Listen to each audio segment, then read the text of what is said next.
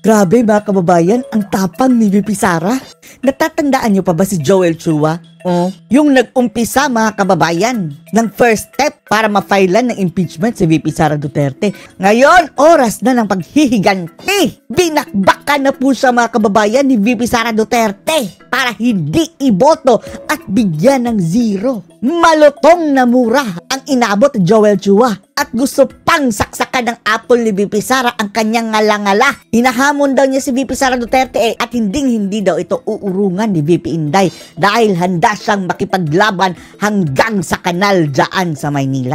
Nothing to lose na daw si VP Sara Duterte, mga kababayan. Panoorin niyo po ha. Bigyan niyo ng zero yung putang inang Joel Chua.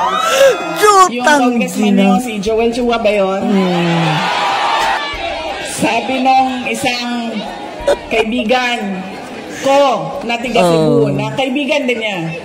Sabi niya, pare, bakit mo naman ginaganyan si Sara? Wala naman niyang ginawa sa iyo. Sinisira mo ang pangalan. Sabi niya doon sa kaibigan namin, putang ina pare, hindi ko naman kilala si Sara at hindi niya ako kilala. So ano bang pakialam ko sa kanya? Putang inyara rin.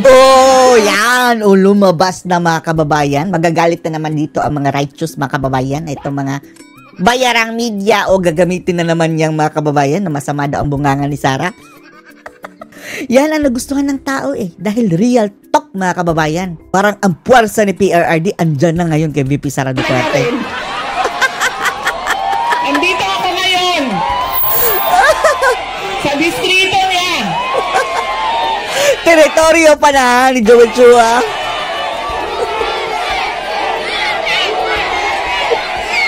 Tuwang-tuwa ang mga tao, mga kababayan.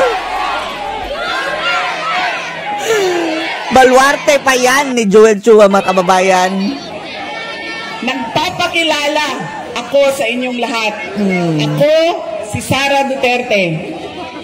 Kaya ko makipag-away sa kanal.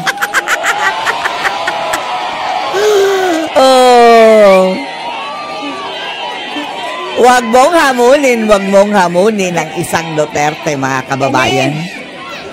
Kung saan kami galing, doon sa Mindanao. Si Isko, tawang-tawa na lang si Isko, mga kababayan. Napapunas ng pawis. Sanay kami sa wala. Kaya, walang mawawala sa akin kung dalhin ko ang away na ito dito sa kanal ng distrito ninyo. Go, Sara, go! Yan talaga ang gusto natin, mga kababayan. Palaban. Ang mga righteous dito, mga kababayan, na mga statesman at mga bayarang media, magpuputak naman ito! Butangin ninyo og zero si Chua. Lagyan ng zero si Chua. Chihuahua. Ibibigay ko itong apple na ito kay Apple Nieto. Kasi ang kalaban ni Chua, mga kababayan, ay pangalan ni Apple. Ma'am, saksak mo ito sa bibig ni Apple Chua hanggang sa kanyang lalamunan hanggang siya ay mamatay. Ay, matigi! Grabe. Issue na naman ito, mga kababayan. Issue na naman ito. Umanda sa Lunes. Kay Snow White Joel Chua. Snow White Joel Chua. Chihuahua. Tinanggap talaga ang apple, Diba si Snow White kumain ng apple sa bilaukan. Tatigi. Apple yan. Bigay mo yan sa kanya. Doon sa bibig niya. Sa ngala-ngala. Chua.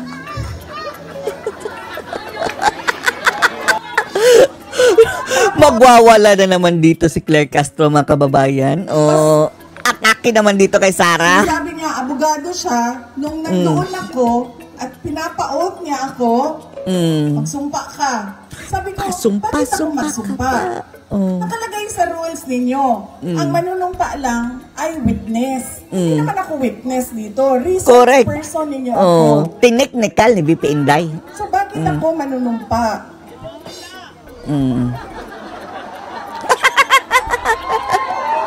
Grabe, enjoy na enjoy ang mga tao, mga kababayan. Sa baluarte ng mga Marcos. Dahil sa kanila daw ang Maynila, mga kababayan, inang mga Marcos. Wow. O bakit ang daming supporter ni VP Sara?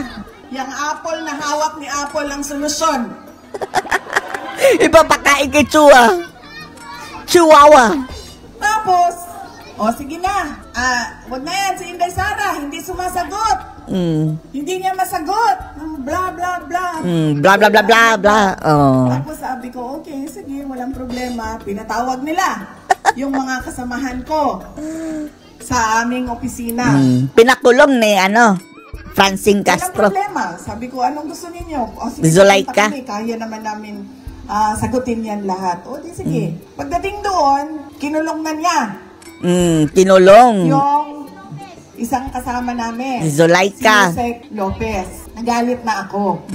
Galit na galit si VP Inday. Ako naman yung hinahabol ninyo. Ako yung gusto ninyong paalisin. Ako yung gusto ninyong dinadamay ang kanyang mga tauhan. Bakit nyo dinadamay yung mga kasama ko sa opisina? Sinabi niya, pasensya na. Sinabi niya sa kapatid ko, pasensya na. Sabihin nyo sa kanya.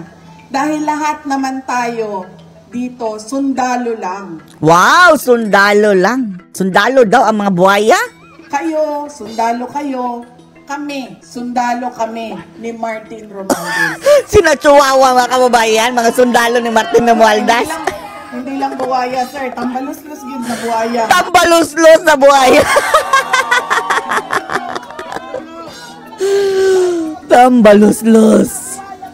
Sinagot siya ng kapatid ko. Sundalo tayong lahat.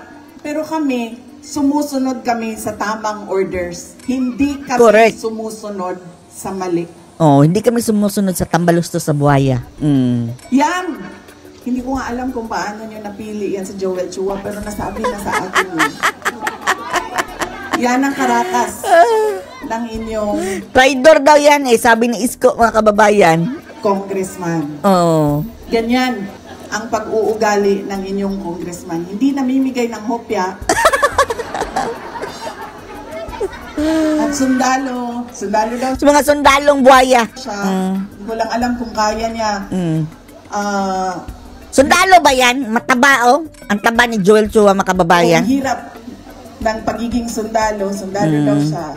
Pero hindi naman self-proclaimed sundalo siya ni Tambalos-los. Yung tama, ang sinusunod niya ay yung mali.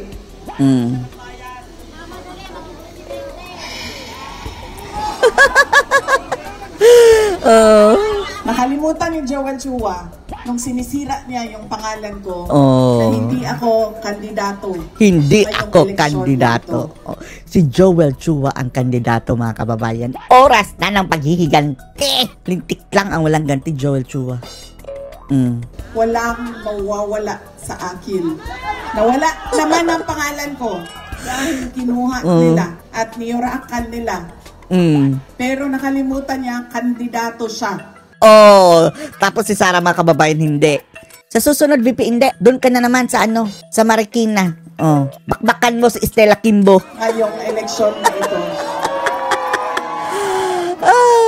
Kaya ano ang dapat nating gawin para kay Apple Nieto?